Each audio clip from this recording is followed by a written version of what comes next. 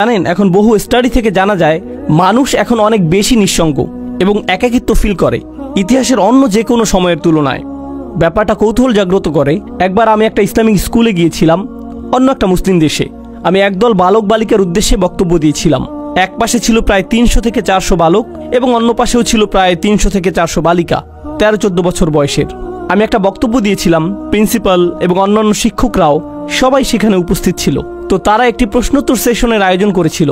800 ছাত্রছাত্রী রুমের ভেতর, কেউ কোনো প্রশ্ন জিজ্ঞেস করলো না। আমি তখন বললাম, তারা প্রশ্ন জিজ্ঞেস করছে না কারণ পুলিশ তাদের দিকে তাকিয়ে আছে, শিক্ষকেরা সেখানে, প্রিন্সিপাল সেখানে, ক্যামেরাম্যান সেখানে, তারা লজ্জা পেতে চায় না। তাই আমি কি করব? আমি সমাবেশের ভেতরে চলে যাব এবং এই বাচ্চাগুলোর সাথে কথা বলবো। কোনো ক্যামেরা থাকবে না, মাইক্রোফোন থাকবে না। আমি ভেতরে গেলাম ছাত্রীদের সেকশনে, শুধু ছাত্রীগুলোর সাথে কথা বলেছিলাম 2 ঘন্টা যাবত। তাদের প্রশ্নের যেন আর শেষ নেই। অন্য পাশে ছেলেদের সেকশনে আরও 2 ঘন্টা, তাদেরও প্রশ্নের কোনো শেষ নেই। আর সবচেয়ে কমন প্রশ্নটি ছিল, সব সময় একাকিত্ব ফিল করলে কি করব? যদি নিজের সরব উপস্থিতি না থাকে তখন কি করব? যদি কেউ আমাকে না দেখে? মানুষের এমন গভীর এক আকাঙ্ক্ষা আছে মাজকুর হওয়ার, যে এক টিনেজার অন্যান্য বন্ধুদের অনলাইনে দেখে, তখন ভাবে আমার তো একটা অ্যাকাউন্ট নেই, আমার তো এত এত ফলোয়ার নেই, মানুষ তো আমাকে দেখছে না, আমি তো মাজকুর নই, আমার আরেকটা ছবি তোলা উচিত, না ফিল্টার পরিবর্তন করি, না অন্য কিছু করা দরকার, ব্যাকগ্রাউন্ড পরিবর্তন করলে ভালো হবে, লাইটটা আর একটু ভালো হতে পারতো। এরপর পোস্ট করে, কেউ একজন হার্ট ইমোজি দিল, কেউ একজন লাইক দিবে, আমি মাজকুর। যাক, আমার এখন উপস্থিতি আছে। আর যদি পোস্ট না করেন, যদি এক টুকটা পিজার ছবি পোস্ট না করেন, কোথায় দাঁড়িয়ে আছেন সে ছবি, কোথায় দাঁড়িয়ে আছেন সেই ছবি, কোন পার্কে আছেন, আবু জেহেলের কোন উইজডম বা কোনো কিছু একটা, যদি এটা পোস্ট না করেন, তখন হঠাৎ মনে হয় আমি যে জীবিত আছি এটাও তো কেউ জানে না। তখন হয়ে পড়েন গায়রে মাজকুর, অনুল্লেখযোগ্য। যতকাল যাবৎ মহাবিশ্বের অস্তিত্ব আছে তার অধিকাংশ সময় জুড়ে এবং যতকাল যাবৎ মানুষের অস্তিত্ব আছে আপনি ছিলেন গায়রে মাজকুর। আর এমন একটি সময় দ্রুতই ঘনিয়ে আসছে যখন আপনি আর আমি কবরে শায়িত হব, আর কিছু মানুষ আমাদের কথা মনে রাখবে এবং তারা আমাদের জন্য কাঁদবে। এরপর সময়ের পরিক্রমায় আমরা আবার গায়রে মাজকুর হয়ে যাব। আমরা বিখ্যাত মানুষদের কথা মনে রাখি, আমরা ইসলামের ইতিহাসের বিখ্যাত আলেমদের কথা স্মরণ করি।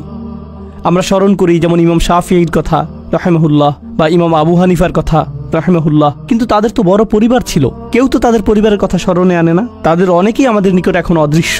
আমরা শাসকদের কথা মনে করি না, সেই সময়ের সম্পদশালীদের কথাও আমরা মনে করি না, আমরা ভালো চেহারার মানুষদের কথাও স্মরণে আনি না, আমরা জনপ্রিয়দের কথাও স্মরণে আনি না, বিখ্যাত মানুষদের কথা অথবা তাদের কর্মের কথা আমরা স্মরণে আনি না। তারা বিস্মরণের অতল গহ্বরে তলিয়ে গেছে, তারা আবার অপ্রাসঙ্গিক হয়ে পড়েছে। আর আল্লাহ আমাকে আপনাকে শিক্ষা দিচ্ছেন, তোমরা এই জিনিসের পেছনে ছুটে চলছো প্রাসঙ্গিক হতে, স্মরণযোগ্য হতে, আলোচিত হতে, ফলোয়ারদের সাথে যুক্ত হতে। এই জিনিসটাই ছিল তোমার সবচেয়ে কামনীয়, কিন্তু তোমাকে তো মূলত গায়রে মাজকুর হিসাবে সৃষ্টি করা হয়েছে। খুব শীঘ্রই তুমি আবারও গায়রে মাজকুর হয়ে পড়বে। তারা পুনরায় অপ্রাসঙ্গিক অবস্থায় প্রত্যাবর্তন করবে। চিত্রটা খুবই নিরাশাজনক। কেউ আমার কথা মনে করবে না, কেউ আমাকে জানবে না। প্রসঙ্গত এমনকি যেসব মানুষরা আল্লাহকে বিশ্বাস করে না তারাও স্মরণীয় হয়ে থাকার চাহিদা অনুভব করে। তাই দেখবেন বিলিয়ন বিলিয়ন ডলারের মালিকেরা যারা কোনো কিছুতে বিশ্বাস করে না, তারা কোনো ধর্মে বিশ্বাস করে না, আর তারা মৃত্যুর সময় খুবই বৃদ্ধ, মৃত্যুর সময় তারা নিজেদের সম্পদ কোনো হাসপাতালে দান করে যায় বা কোনো দাতব্য সংস্থায় দান করে দেয়, কিন্তু সাথে একটা শর্ত আরোপ করে, বিল্ডিংয়ের গায়ে যেন আমার নাম লেখা থাকে, বা আমার একটা মূর্তি তৈরি করবে আর বিল্ডিংয়ের প্রবেশ পথে ওটা রেখে দিবে। কারণ যদিও আমার অস্তিত্ব না থাকে, আমার স্মৃতি যেন বেঁচে থাকে। আমাকে তবু মাজকুর হতে হবে যদিও আমার অস্তিত্ব না থাকে। এটি এমন কিছু যা তাদের হৃদয়ের গহীনে স্থাপন করে দেওয়া হয়েছে। কিন্তু এই যে আকাঙ্ক্ষা, আল্লাহ একটি বাচ্চার ভেতরে এটি রেখেছেন, শিশুটির মনোযোগ পাওয়ার আকাঙ্ক্ষা, বা যে আকাঙ্ক্ষাটা আল্লাহ মানুষের ভেতরে রেখে দিয়েছেন, যা মাল্টি বিলিয়নিয়ার ডলারের সোশ্যাল মিডিয়া ইন্ডাস্ট্রির মূল চালিকা শক্তি। মানুষ যদি অন্যের মনোযোগ না চাইতো, সোশ্যাল মিডিয়ার জন্ম হতো না, এর অস্তিত্ব থাকতো না। এগুলো শয়তানি কোনো মেশিন না, এগুলো শুধু আমাদের আকাঙ্ক্ষাগুলো খেয়েই বেঁচে আছে।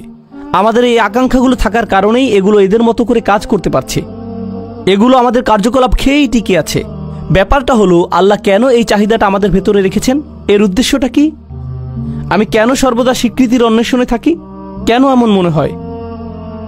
কেন আমার ভেতরটা শূন্য মনে হয় যদি স্বীকৃতি না পাই? জানেন, আমি কিছু একটা ফিল করি, যদি মনে হয় আমার কোনো উল্লেখ নেই, কেমন যেন ফাঁকা ফাঁকা অনুভূত হয়। আর আল্লাহ নিজেই এই ব্যাপারটা বর্ণনা করেছেন পরের আয়াতগুলোতে। তিনি বলেন, ইন্না হাদাইনাহুস সাবিলা ইম্মা শাকিরান ওয়া ইম্মা কাফুরা। আমি তাকে পথ দেখিয়েছি, একটা পথ। আল্লাহ প্রতিটি মানুষের ভেতরে প্রোগ্রাম করে দিয়েছেন যে তারা এই জীবনে একটি সফরে আছে, এখন এই সফরের একটি অংশ হলো উপলব্ধি করেন বা না করেন আপনি সেই সফরে এমনিতে আছেন। ইন্নাকা কাদিহুন ইলা রাব্বিকা কাদহান ফামুলাকিহি। প্রতিটি দিন অতিক্রান্ত হয়ে যাচ্ছে, জীবন একটি সফর। প্রতিটি মানুষ মৃত্যুর দিকে 1 পা 2 পা করে এগিয়ে যাচ্ছে। আমাদের প্রত্যেক দিন আগের দিনের চেয়ে মৃত্যুর আরেকটু নিকটে। সেই ভ্রমণ স্বয়ংক্রিয়ভাবে এগিয়ে চলছে। এখানে আমার আপনার কোনো নিয়ন্ত্রণ নেই, আল্লাহ ইতোমধ্যে এটা ঠিক করে দিয়েছেন। কিন্তু এছাড়াও রয়েছে আরেকটি সফর, আমার জীবনের সফর নয়, বরং আমার হৃদয়ের ভেতরের এবং আমার মস্তিষ্কের ভেতরের সফর।